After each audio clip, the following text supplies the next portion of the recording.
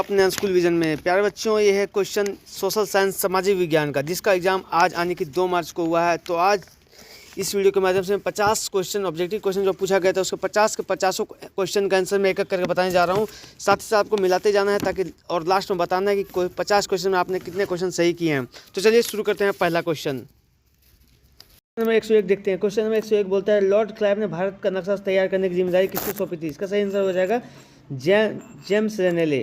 Question number 102 देखिए। Question number 102 है कि कश्मीर से कन्याकुमारी का तक भारत का विस्तार कितना है? तो इसका सही आंसर हो जाएगा 3200 किलोमीटर।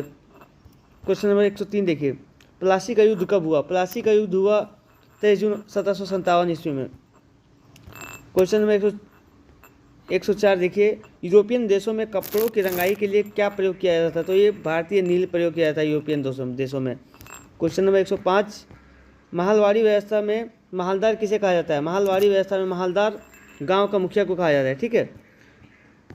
106 में है कि प्राचीन भारत में प्राचीन समय में लेन देन का साधन क्या था? प्राचीन समय में लेन देन का साधन वस्तु था, वस्तु से विनिमय होता था। क्वेश्चन नंबर 107 देखिए। क्वेश्चन नंबर 107 बोलता है, किस रंग का झंडा बिरसा राज का प्रतीक था? तो सफ़ेद रंग का झंडा बिरसा राज का प्रतीक था। क्वेश्चन नंबर 108 देखते हैं। क्वेश्चन नंबर 108 है, कैलिको अधिनियम किससे संबंधित था? कैलिको अधिनियम सूती कपड़े छीट के संबंधित था। ठीक है। क्वेश्चन नंबर 109 देखते हैं, भारी अभियंत्रण संयंत्र झारखंड राज्य के किस शहर में स्थित है? तो भारी अभियंत्रण संयंत्र रांची में स्थित है। ठीक है। क्वेश्चन नंबर 110 देखते हैं। क्वेश्चन नंबर 110 में बोलता है कि भारत का अंतिम मुगल बादशाह कौन था? भारत का अंतिम मुगल बादशाह था बहादुर शाह द्वितीय। ठीक है। क्वेश्चन नंबर 111 है। क्वेश्चन नंबर 111 में बोला जाता है कि रांची के विद्रोही सैनिक का नेता या नायक कौन था? तो ये विश्वनाथ सहदेव था। क्वेश्चन नंबर 112 देखते हैं। क्वेश्चन नंबर 112 में बोलता है, कौन भारत को असभ्य देश मानता था? कौन भारत को असभ्य देश मानता था? तो थॉमस मैकाले। ठीक है। क्वेश्चन नंबर 113, संत कलमा कॉलेज की स्थापना किसके द्वारा की गई थी? तो डबलिन मिशन, जो संत कलमा कॉलेज हजारीबाग में स्थित है। क्वेश्चन नंबर 114, किस भारतीय समाज सुधारक के प्रयास से सती प्रथा का अंत किया गया था? तो इसका सही आंसर हो जाएगा राजा राम मोहन राय।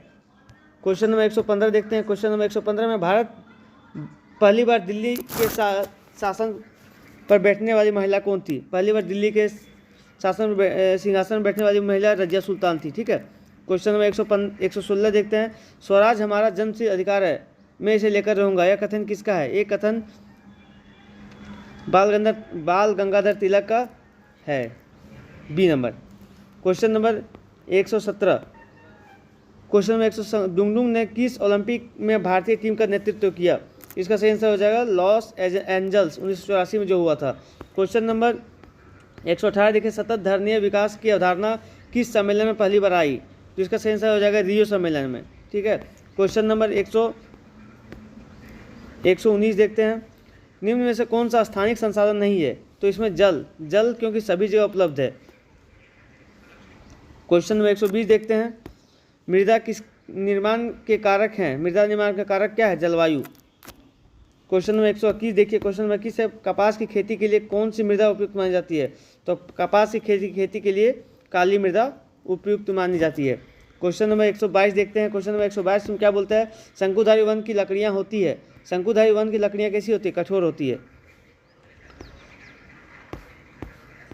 क्वेश्चन नंबर 123, झारखंड में अबरक का उत्पादन मुख्य रूप से कहाँ नहीं होता है? तो कोडरमा, गिरिडीह, हजारीबाग सब जगह होता है, लेकिन गुमला में नहीं होता है। इसका सही आंसर हो जाएगा गुमला।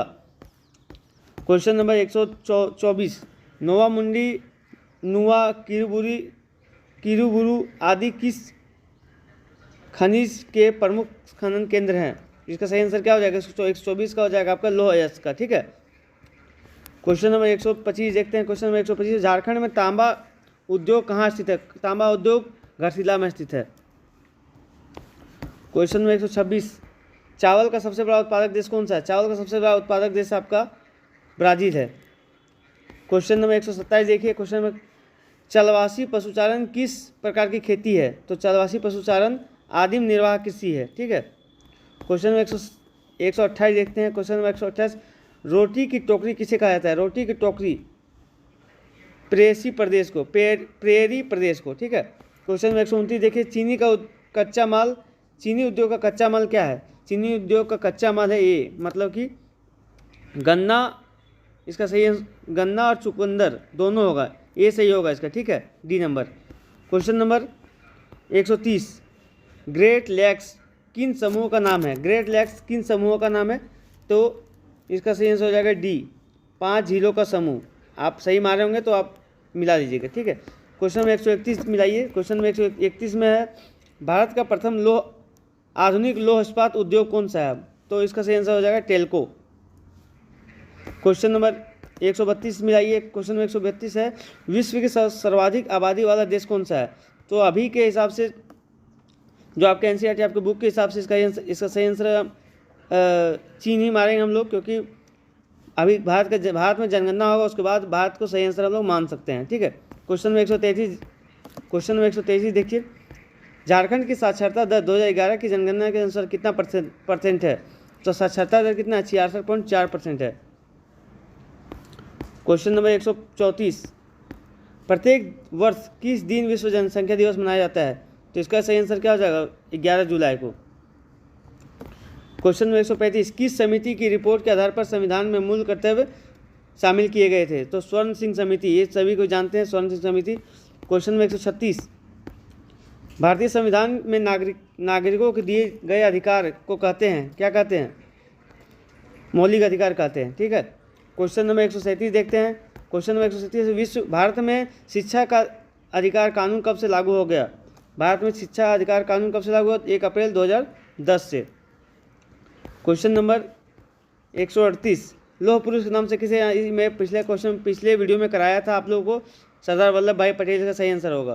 क्वेश्चन नंबर 139, बहुत सारा क्वेश्चन मिला है पिछले वीडियो से, आप एक बार देख सकते हैं। इसमें आपको 9, 10, 11, 12 की तैयारी करवाया जाएगा आगे कुछ दिनों के बाद। समानता के सिद्धांत के आधार पर किसको दंडनीय अपराध घोषित किया गया? समानता के सिद्धांत पर छुआछूत को दंडनीय अपराध घोषित किया गया है। क्वेश्चन नंबर 140, अस्थायी सदन किसको कहा जाता है? अस्थायी सदन राज्यसभा को कहा जाता है। किसको? राज्यसभा को। 141, लोकसभा में निर्वाचित सदस्यों की संख्या कितनी होती है? लोकसभा में निर्वाचित सदस्यों की संख्या 543 होती है। क्वेश्चन नंबर 142 देखते हैं। क्वेश्चन नंबर 142 में कि कार्यपालिका किसके प्रति उत्तरदायी है? कार्यपालिका किसके प्रति उत्तरदायी है? तो विधायिका के प्रति उत्तरदायी है, ठीक है।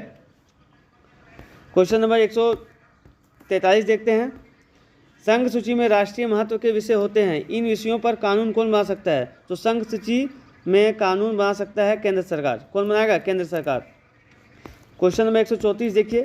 144, वर्तमान में भारत में उच्च न्यायालय की संख्या कितनी है? तो वर्तमान में भारत में उच्च न्यायालय 25 है, ठीक है। क्वेश्चन नंबर 145, उच्च न्यायालय के न्यायाधीशों को कौन शपथ दिलाता है? तो इसका सही आंसर क्या हो जाएगा? इसका सही आंसर है आपका राज्यपाल। क्वेश्चन नंबर 146 देखिए। क्वेश्चन नंबर 146, अस्पृश्यता उन्मूलन का प्रावधान किस संविधान के अनुच्छेद में किया गया है? तो इसका 17 होगा, अनुच्छेद 17 में किया गया है, ठीक है। अगला है 147। 147 में क्या पूछता है कि झारखंड में कुल कितनी अनुसूचित जनजातियाँ निवास करती है? तो वर्तमान में 33 है, लेकिन आपके एनसीईआरटी के बुक के हिसाब से 32 सही आंसर होगा। क्वेश्चन नंबर 148, नर्मदा बचाओ आंदोलन किस परियोजना के विरोध में शुरू किया गया था? नर्मदा बचाओ आंदोलन टिहरी बांध परियोजना के विरोध में शुरू किया गया था। क्वेश्चन नंबर 149 देखते हैं। क्वेश्चन नंबर 49 है कि बाल श्रम निषेध अधिनियम कब लागू हुआ? तो इसका सही आंसर क्या हो जाएगा? इसका सही आंसर हो जाएगा 1986 को, ठीक है। क्वेश्चन नंबर 150 देखिए, जो अंतिम क्वेश्चन है, भारतीय संविधान के अनुच्छेद 24 के अनुसार किस उम्र के बच्चों को बाल मजदूरी कराना दंडनीय अपराध है? इसका सही आंसर हो जाएगा 14 वर्ष से कम आयु के बच्चे को। इसी तरह के और वीडियो में लेकर आऊँगा अभी, और सभी आंसर की जो साइंस का, सोशल साइंस और मैथ दोनों का लेकर आऊँगा। वीडियो को लाइक और शेयर, चैनल को सब्सक्राइब जरूर कीजिएगा। चलिए आज के लिए इतना ही, तब तक के लिए जय हिंद, जय भारत, जय भारत, धन्यवाद।